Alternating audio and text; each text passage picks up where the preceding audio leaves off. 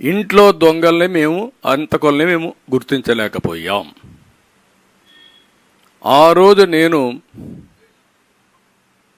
బాధల్లో ఉన్నా. జగన్మోహన్ రెడ్డి ఉదయం రావాల్సిన వ్యక్తి సాయంత్రం వచ్చాడు, నేను గుర్తించలేకపోయాను. ఉదయం ఆయన ఎలక్షన్ సీజన్, హెలికాప్టర్లు ఉన్నాయి, ఫ్లైట్లు ఉన్నాయి.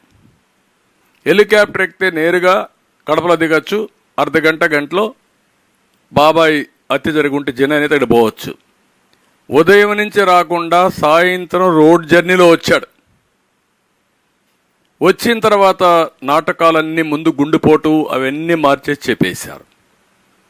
తర్వాత ఆవిడ చెప్పింది క్లియర్గా, ఎప్పుడైతే మేము కోర్టుకు పోవాలి, మనం సిబిఐ వేయాలి అని మేము అడిగాం, అడిగిన తర్వాత వద్దని నివారించాడు. అప్పుడు మా అనుమానం బలపడింది. ఇప్పుడు నాకు ఇది లేదు, భాస్కర్ రెడ్డిని, అవినాష్ రెడ్డిని కావాలని డెలిబరేట్గా కాపాడుకున్నారు. ఇందులో జగన్మోహన్ రెడ్డి, భారతిరెడ్డి, భాస్కర్ రెడ్డి, అవినాష్ రెడ్డి రోల్ ఉంది. కాబట్టి ఆ పార్టీకి ఓటేయిద్దండి. ఇప్పుడు నేను పోరాడుతూ ఉంటే న్యాయం కోసం నా అల్లుడు పైన, నా కూతురు పైన కేసులు పెట్టి వేధిస్తున్నారు. ఈయనకేముంది బాధ? 100 అడ్వకేట్స్ ఉన్నారు.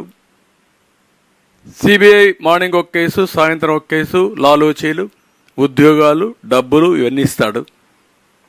ఆ ఫ్యామిలీ సొంత డబ్బులు పెట్టుకొని వ్యాజ్యం చేయాలి. Is it possible?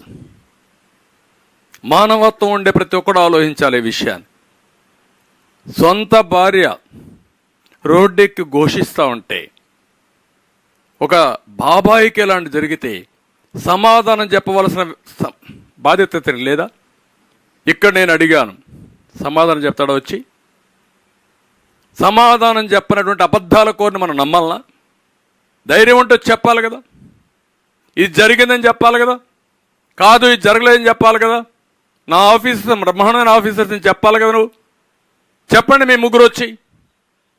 The great Gautam Sawang చెప్పు, సీతారామాంజనేయులు చెప్పు, ముఖ్యమంత్రి నువ్వు సమాధానం చెప్పు.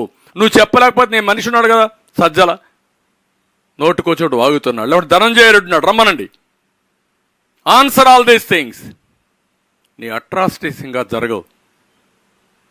ఆ విధంగా అడ్డుకుంటున్నామని మా మీద దాడులా, మా మీద నీచాతి నీచమైన ఆరోపణలు పెడతారా సోషల్ మీడియాలో? 5 రోజుల నుంచి వస్తున్నాయి. ఎవరైనా ఒక్కరొచ్చి మీరు చెప్పగలిగారా అని నేను సమాధానం అడుగుతున్నా, నిలదీస్తున్నా. ఏదో మేము పొత్తులు పెట్టుకుంటే దానికేదో అంకలు, లేకుంటే మేమేదో ఎవరో బాధపడితే దానికి పెద్ద అంకలు. దీనికి సమాధానం చెప్పి ఎన్నికల ముందు అనేక మార్పులు, అనేక ఆలోచనలు. నిజంగా ఆలోచించండి. సచివాలయాలు కావచ్చు, ఆర్బీకేలు కావచ్చు, విలేజ్ హెల్త్ క్లినిక్లు కావచ్చు, ఈ రకంగా పరిపాలన గ్రామ స్థాయి ప్రజానీకానికి అందుబాటులోకి తీసుకొచ్చారు. నిజంగా ఇవాళ ప్రతి ఒక్కరూ ఆత్మగౌరవంతో బతుకుతా ఉన్నారు. పెన్షన్ల కోసం, ఇళ్ల కోసం ఏ ఒక్కరి దగ్గరికి పోయి చేయి చాచాల్సిన పని లేదు. మన ఇంటి దగ్గరికే సగర్వంగా మన ఆత్మగౌరవం నిలబెట్టేలా ఇవాళ జగనన్న పరిపాలన కొనసాగుతా ఉంది. 2 సంవత్సరాలు కోవిడ్ మహమ్మారి వలన ఇబ్బందులు పడినప్పటికీ కూడా ఇచ్చిన ప్రతి వాగ్దానాన్ని, చేసిన ప్రతి హామీని కూడా జగనన్న అమలు చేసి చూపించారనే విషయాన్ని మీ అందరికీ మనవి చేస్తా ఉన్నా.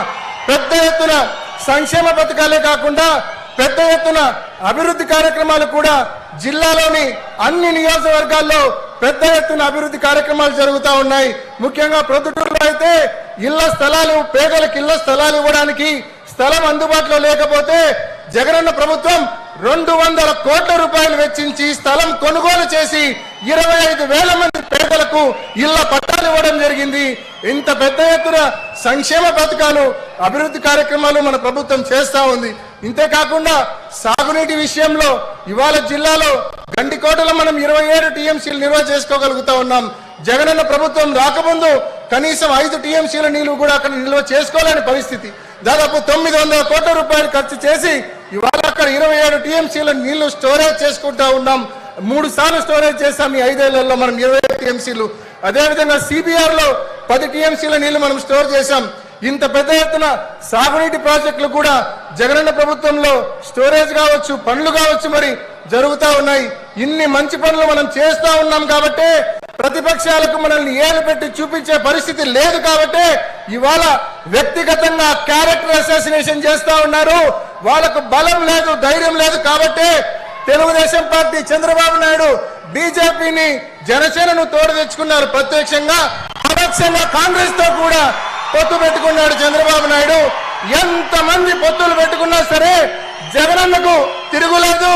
జగనన్నకు మీరందరూ జగనన్న తరపున స్టార్ క్యాంపెయినర్లుగా ఉన్నంత వరకు, జగనన్నకు ఆ దేవుడి దయ మీ అందరి దీవెనలు ఉన్నంత వరకు చంద్రబాబు నాయుడు ప్రత్యక్షంగా పరోక్షంగా ఎంత మందితో పొత్తులు పెట్టుకున్నా ఏమి చేయలేనని మీ అందరికీ తెలియజేస్తూ ఇంత పెద్ద ఎత్తున వచ్చి ఆశీర్వదించినందుకు మరి మీ అందరికీ పేరు పేరున ధన్యవాదాలు తెలియజేస్తూ జగనన్న ప్రభుత్వానికి మీ ఆశీస్సులు ఇలాగే ఉండాలని మనస్ఫూర్తిగా మీ అందరికీ పేరు పేరున మనవి చేసుకుంటూ ముగిస్తున్నా.